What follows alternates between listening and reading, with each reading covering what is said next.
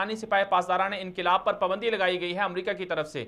तो आप इसको किस तरह से देखते हैं कि ईरान के अंदर से पाकिस्तान के अंदर भी इस तरह की कार्रवाइयां होती रही और फिर पाकिस्तान पर इल्ज़ाम भी लगता रहा कि शायद पाकिस्तान के अंदर कोई दहशतगर्द मौजूद हैं। हालांकि पाकिस्तान ने तो हमेशा से डिनाई किया है, इनकार किया कि हमारे पास तो कोई दहशतगर्द नहीं है, हम तो अपनी सरजमीन को किसी के खिलाफ इस्तेमाल नहीं करने देते हैं।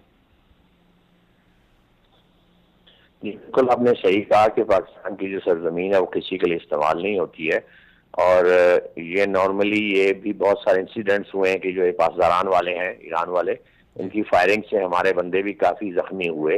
और वो उसकी प्ली ये बनाते हैं कि जी ये स्मगलर्स हैं और ये जो हैं ये बॉर्डर क्रॉस कर रहे थे, बट एज सिचुएशन इस तरह नहीं होती, क्योंकि ये ऑब्वियसली कुछ तो स्मगलर्स हैं जो इस रूट पे चलते हैं, बट तमाम स्मगलर्स जो हैं वो तमाम स्मगलर्स नहीं होते कि उन पे फायरिंग की जाए।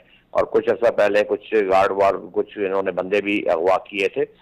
तो बुनियादी तौर पे तो ये एक पॉइंट ऑफ कन्फ्लिक्ट तो चल रहा था पाकिस्तान का ईरान का इस बेस पे कि जी वो हमारे बंदों पे फायरिंग भी करते हैं और हमारे बंदों को डैमेज भी करते हैं, अपने रॉकेट भी फेंकते हैं और प्लीज ये लेते हैं कि जो है ना वहाँ टेररिस्ट हैं और हमारे बंदे हैं। वेरा ये सब गलत है। तो हम हमेशा ईरान को इस बात पे समझाते रहे हैं कि हमारा इस किस्म के लोगों से कोई ताल्लुक नहीं, ना हमारे एरिया में कोई ऐसे लोग हैं जो आपके एरिया में करते हैं। दूसरी बात जो अहम बात है जो अमेरिका ने इस पर पाबंदी लगाई है, क्योंकि अमेरिका और ईरान के ताल्लुकात तो कभी भी अच्छे नहीं रहे, बट ऑब्वियसली जब भी कोई किसी तंजीम पे जब भी कोई इस किस्म की एक्टिविटी होती है या पाबंदी लगती है तो उसके पीछे कोई ना कोई रीजन और लॉजिक्स होते हैं।